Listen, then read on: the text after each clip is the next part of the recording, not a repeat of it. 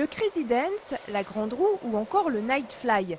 Dès samedi, toutes ces attractions tournoieront dans le ciel angevin, place La Rochefoucauld. À J-4 de l'ouverture de la foire Saint-Martin, l'heure est au montage de ces grosses machines. L'opération mobilise par manège environ entre 2 et 8 personnes. Dernier tour de clé pour la Grande Roue qui sera cette année encore l'une des vedettes de la foire. La famille Villette possède 2 manèges de ce type. Cette année, la Grande Roue ne mesure entre guillemets que 20 mètres de haut. Celle-là, c'est un peu moins compliqué parce que tout reste sur une semi, donc avec un véhicule de transport. Elle est un peu moins grande que l'autre, mais plus pratique pour le montage, démontage. Il faudra tout de même plus d'une journée pour que tout soit prêt. Soit il se trouve une place ailleurs, il vire, c'est tout, il n'a rien à faire là. Le téléphone collé à l'oreille, voici Manuel.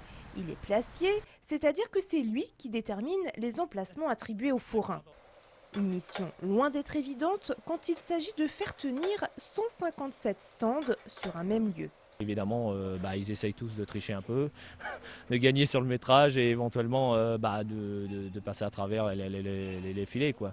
C'est-à-dire qu'on est continuellement, nous, tenus de faire en sorte qu'ils soient bien dans leur métrage, parce qu'évidemment, ça va de soi. S'ils me prennent un mètre supplémentaire à cet endroit-là, je vais me le retrouver au bout de la fête. Et donc, il faut que tout le monde puisse rentrer.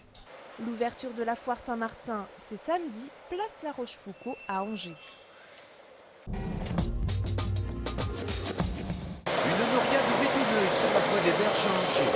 Voilà l'étonnant spectacle qu'ont pu découvrir ce mardi les automobilistes fréquentant cet axe routier. Le chantier du pont du tramway enjambant la Maine a en effet été le théâtre d'une véritable performance technique avec le coulage du béton qui va servir de fondation pour l'un des 2 piliers de l'édifice.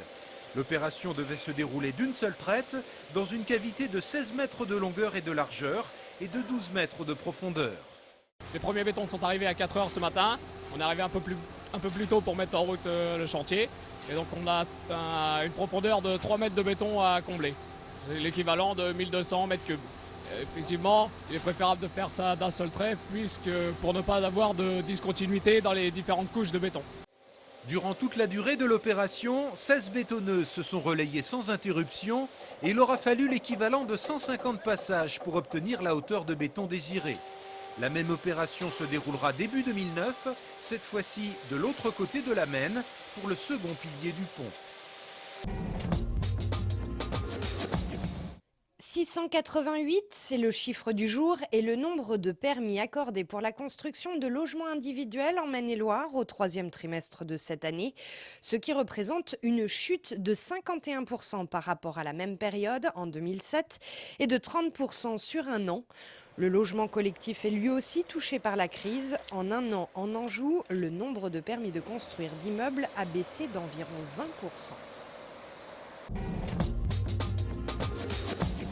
Un chantier qui, lui, est bien lancé. Jean-Louis Borloo, le ministre de l'écologie en personne, a d'ailleurs voulu y jeter un œil lors d'une visite à Angers en septembre dernier. Dans le quartier du Lac de Maine, le siège de l'ADEME, l'Agence de l'environnement et de la maîtrise de l'énergie, est en ce moment en travaux. Et son extension de 3000 m² se veut écologiquement exemplaire. BBC, THPE, elle respectera tous les sigles existants en la matière. Un bâtiment BBC, ça veut dire bâtiment basse consommation. THPE, c'est très haute performance énergétique. Alors on va améliorer encore cette performance en étant meilleur de 20% par rapport à la réglementation thermique 2005. Pour réduire au maximum la consommation d'énergie, il a fallu travailler sur les performances de son enveloppe, c'est-à-dire toutes les caractéristiques techniques du bâtiment qui touchent à l'isolation. En particulier ici, un gros travail a été mené sur l'isolation par l'extérieur et surtout sur l'absence de pont thermique pour qu'il n'y ait pas de perte énergétique au niveau de l'enveloppe. Pour cela, façade, toiture, mais aussi dalles portées du bâtiment ont été habillées de laine de verre. Mais ce n'est pas tout. On a un système de menuiserie à triple vitrage avec store intégré qui permet de limiter les déperditions thermiques par les vitrages. On a aussi un système au niveau de la ventilation qui permet d'économiser énormément d'énergie par rapport à une climatisation classique. Et au final, l'ensemble des mesures prises à la fois sur l'isolation mais aussi sur les équipements techniques fait que ce bâtiment consommera 5 fois moins d'énergie que des bureaux neufs classiques. Petit bémol, le surcoût de ces différents travaux, 600 000 €, soit environ 12% de la note, mais l'investissement devrait être rentabilisé en 10 ans. La livraison du bâtiment, elle, est prévue pour janvier 2009. À peine les grilles levées cet après-midi, une vague de curieux et d'acheteurs ont envahi l'hôtel des ventes d'Angers. S'ils sont venus si nombreux, c'est pour ne pas louper la vente d'une centaine d'œuvres de peintres angevins. Il y a beaucoup de personnes qui collectionnent les petits peintres angevins.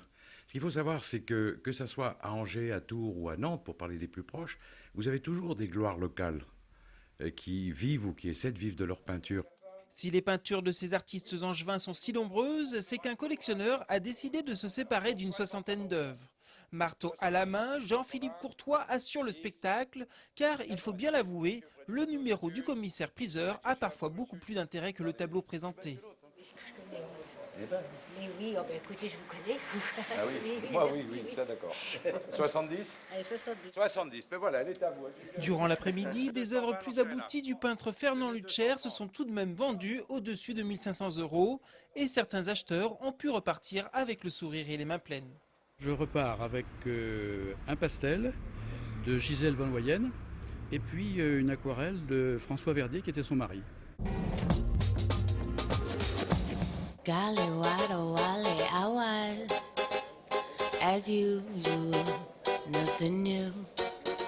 Dans le cadre de Triptyque, la galerie 5 de la bibliothèque universitaire de Belle-Beille expose une quinzaine d'œuvres.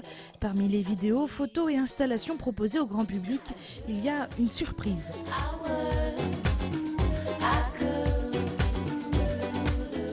Le lapin géant fait par Christian Gosenbach.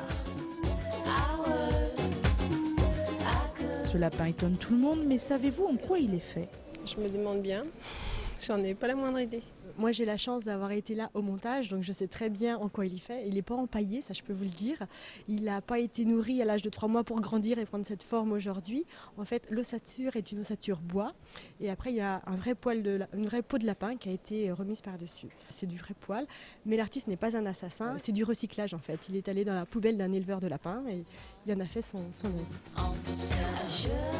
Le lapin et les autres œuvres sont à voir en entrée libre du lundi au samedi de 9h à 19h.